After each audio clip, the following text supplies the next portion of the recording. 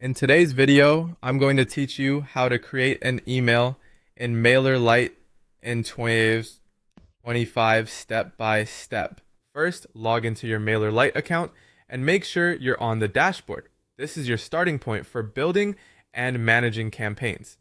From the left-hand menu, click on Campaigns, then click Create to begin setting up a new email. Next, choose your campaign type. For most standard newsletters or one-time emails, you'll want to select Regular Campaign. Mailerlite may also show other options like A/B testing or auto resend, which can be useful depending on your goals, but for a basic email, Regular Campaign is the simplest choice. After that, decide how you want to create your email. You can start from scratch or choose a template if you want a faster setup.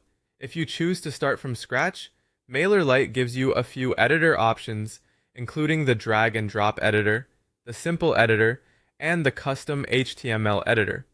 The drag and drop editor is usually the easiest if you want a visual way to design your email. Once you're inside the editor, start designing your email by adding blocks like text, images, buttons, dividers, or even video. As you build, customize each section with your own content. Then adjust the overall style by updating fonts, colors, spacing, backgrounds, and any branding elements you want to include so the email matches your business or brand identity. You can also add personalization to make the email feel more tailored to each subscriber. For example, Mailerlite supports variables like name, which can automatically insert a subscriber's name when available. Be sure to also include an unsubscribe footer, since that's an important required element in email marketing, and Mailerlite provides a footer option directly in the editor. When your design is finished, click Done Editing to move on to the campaign details. Here, fill in your campaign name, subject line, sender name, sender email, and pre-header.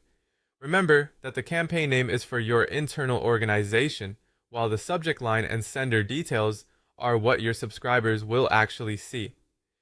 Then click Select Recipients and choose the groups or segments you want to send the email to.